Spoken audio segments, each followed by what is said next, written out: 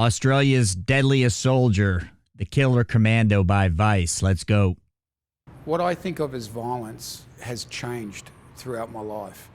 When people talk about a sport being violent, I can't even associate the word with violence. People might say, fighting in a cage, mixed martial arts is violent. People are punching each other, kicking each other, choking each other. There's a referee there. It's not violent at all. I think when your head's removed from your body, I think when people stab you, people shoot you. He makes a good point. When you've been through something serious, right, you have a different perspective on it. You cross the threshold in a fight where you didn't realize you could get there. He's talking about violence. It's hard to take something serious where there's rules and get involved. I used to tell people the Marine Corps is like a frat for grown-ass men. So I understand what he's saying. Now, I wasn't a killer commando. I guess this guy was in the Australian Commandos. But I get it. It's hard to take shit seriously when you know it's a game, even though you hear people say in football, hey, we're going to battle, right? We're going to war. Your body comes apart, you get blown up. As a nation, violence is justified, demonized, and glorified. Now, let me comment on violence, right? Violence has been around since written history that we know of, right? We've always been conquering one another, been fighting, and we like it. I like watching. If I don't like hockey, but if I liked hockey, when I watch it, I want to see the fights. I didn't grow up with it. Football, I want to see hard hits. That's why NFL sells the greatest hits package. In MMA, we want to see someone get knocked out. That's who we are as a people, right? What do you guys think? How's that ever going to change with talking it out, right? Having the discussion. So he wants to understand violence. Violence is in our nature. I guess we can drug ourselves with MDMA and cocaine or alcohol and pretend it's not real, but it is. Now, we have confines of it in society, but the reality is we have sanctioned violence in sports. And then, obviously, the Killer Commando talking about violence in the military and what it really means. State-sanctioned violence is probably the most offensive and publicized form of violence, but it's also the most applauded. Sergeant Paul Cale is a Special Forces soldier and a founding member of the 2nd Commando Regiment, a unit that's seen more violence and casualties than any other branch of the Australian Defence Force. Let me stop whatever his name is from Vice. State-sanctioned violence the most offensive, right? I'm not going to equate the military and the Australian Defence Force with state-sanctioned violence. He was in the Australian Defence Force. He was a commando. He was sent to the Middle East to fight on behalf of the other allies, fight against terrorism, right? That was the concept. Take aside of the policy why we got there. He was there to do a job. In particular, one of the jobs was protect his buddies and whatever the mission was. He didn't make the mission up. He didn't make up the violence. That was part of the nature of the job. So maybe I'm overanalyzing it, but I think these kind of guys can get real soft about it after the fact and kind of shit on the troops. In 2013, Paul made headlines when he stormed an enemy compound and strangled a Taliban leader. Good to meet you. Yeah, same. Honored to meet you. What are you guys doing here? The idea is to use combat sports, so it's a related fitness to combat, but it's not combat. I can use techniques and skills like understanding balance and control of my body, which relates to combat, but in a sporting context. The body doesn't identify one stress from another. Yeah, I think sports like that where you're scared for your life, right? You know it's not going to happen, but your first body's response is that, hey, I'm getting in a chokehold. I can't breathe. What do I do? I think it's good. Like when kids play sports, I have a lot of guys will say to me, how do I get into shape or how do I get mentally tougher? Well, if you got beat up by the older kids in your neighborhood, or you had to run from something, or you got almost drowned by your brother's friend when you're swimming in the pool, you kind of develop a mental scar and you get tougher mentally. And this kind of stuff where a lot of people have never done anything, done sports, never had to get into fist fights when they were growing up. This is very important stuff for them, this controlled violence, at least understanding the boundaries of who you are as a human. So I've got to learn how to put the body under stress and how to put soldiers under stress. I would have thought that the way, because the violence isn't in itself real, it's kind of simulated, that you'd have to almost overdo that kind of... It's the opposite.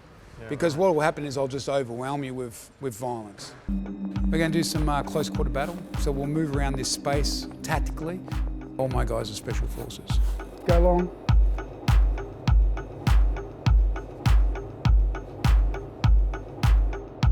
Okay, push right. Covering. Moving. So most of the bad guys, right? We'll say bad guys as an intruder. They break into a house, they want prey. If they break into somebody's house and they're charging at them with a weapon, right? So you're sitting there in your house having a cigar in the afternoon. Bad guy comes in, you pick up a shotgun and start charging after him. They're not going to be used to that. So most people aren't used to controlling the violence or using it. So that's when you see these training programs where they're like, you kick in the door and you come in with violence, loud, because people are just scared of that. Most people aren't used to that. Could you tell me a bit about your childhood growing up in a neighbourhood right near mine in Cranbourne? What was that like? It was terrible. My family was not well to do. That wasn't a problem for me, but that led to a lot of being picked on with not understanding why. You know, it's funny when people talk about their childhood, it's all perspective, right? I've known guys that have grown up in, from the outside looking in, terrible situations, but they never said it was terrible. He said his childhood was terrible. The question is it terrible compared to what, right? Is it terrible compared to somebody growing up in a third world country without running water? Is it terrible because you didn't have a mom and dad there? I'm not picking on this guy. You just see a lot of variance in the outlook that people have on what terrible means. Paul Cale embodies the necessary function of state-sanctioned violence. To gain an objective insight into the role of the military, I wanted to speak to Professor Kevin Foster, whose critical research focuses on the nature of conflict. No military that worth its name can forget that it's in the business of delivering force. We've come to think of militaries as being a bit warmer and cuddlier. Yeah, let me stop right there. I've said in a lot of videos, what does the military do? Breaks things and kills people. You got people to support that effort. Now, let me back up a second. It's the politicians that send us all, or send these troops into these situations. So when you break out the knife, you're going to cut something. So if you don't want to be cut, don't break out the knife, right? So they're going to talk through it, but you're right. This guy just said people want to think of the military as soft and cuddly. Look in the description about the video, Army taking out the shark tank because it's too mean. I'm sure the Marine Corps will follow suit. That's what the job of the group of people is to be mean. I know we don't want to understand that today. We want to give pallets of cash to the bad guys and think they'll like us, but it's just not reality. So violence is central to what they do and who they are.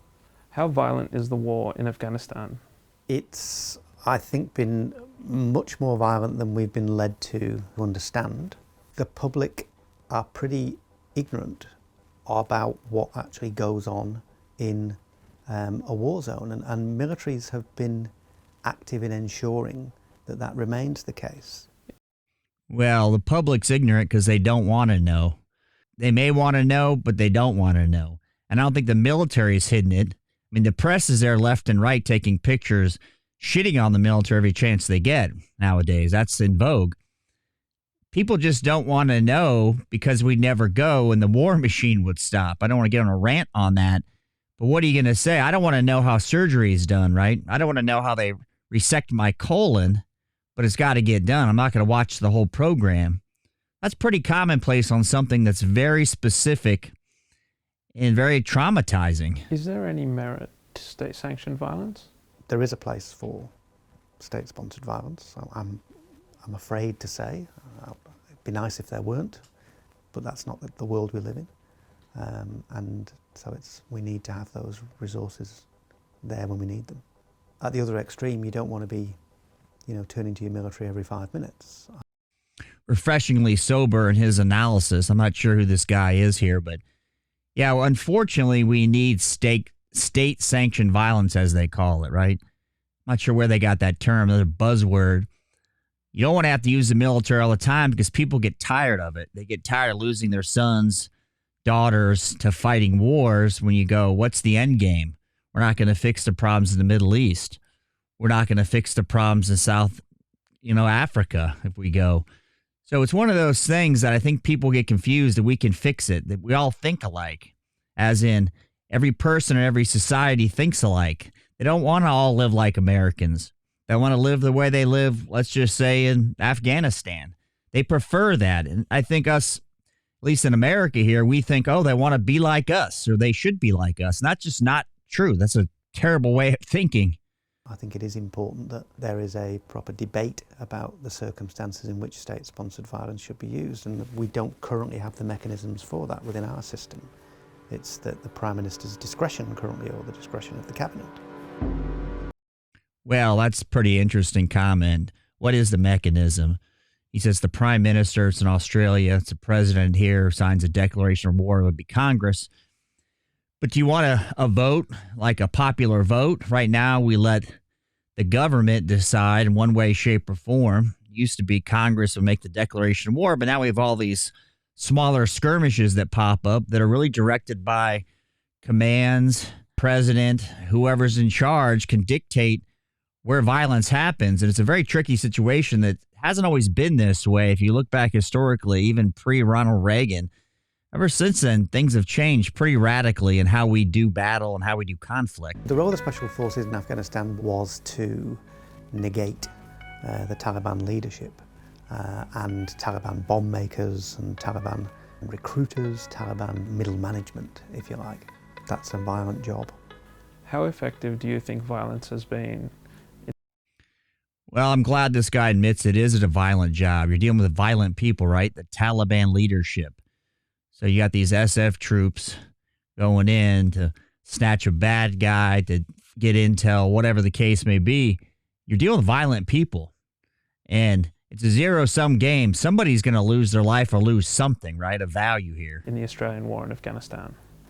I don't think it's been effective at all. In 2013, 2014, as more and more of the country was taken back by or came under the sway of the Taliban again, you really basically had a ring around Kabul, and beyond that, it's manifestly unsafe. The Taliban might have lost lots of battles, but they appear to be on the brink of, well, not necessarily as victors, but certainly having got considerably more than we got out of it. Well, I think this Vice guy's confusing the issue. We create a vacuum, let's say in Afghanistan, and different folks are going to come in and take charge. So whether it's the Taliban, I don't know if it has anything to do with violence. There's a vacuum created and there's new people coming in, new groups, new factions of the Taliban. I think we're talking about a few different issues here with respect to violence, military violence. And they keep harping on that term. Must be a new buzzword for some reason. Country recognise themselves when they move from a more of the kind of decapitation policy to a counterinsurgency policy. The fact that they were able to recognise that they needed to move beyond shooting and bombing to a much more genuine engagement with the people and their leaders, and a much more genuine engagement with the culture, was a very healthy sign. There's a place for violence, and there's a place where you actually need other tools of persuasion. I agree with him, but unfortunately, I disagree in the end, because we've tried that. We've tried to do nation building. We got people that want to do it their way. They don't want to do it our way. And that's fine. But we're trying to say we can understand them. They can understand us. We can come to some agreement. We're dealing with a culture that's a lot different. In this case, in Afghanistan, he's trying to talk about. We're really trying to compare apples and oranges, square peg, round hole kind of thing. What do you guys think? Is violence inevitable in our society? I think the answer is yes. Now, there's people here to say we can think through it, but when have we done that effectively? Blame whichever leader you want. It's a real problem. I'll see you in the next video.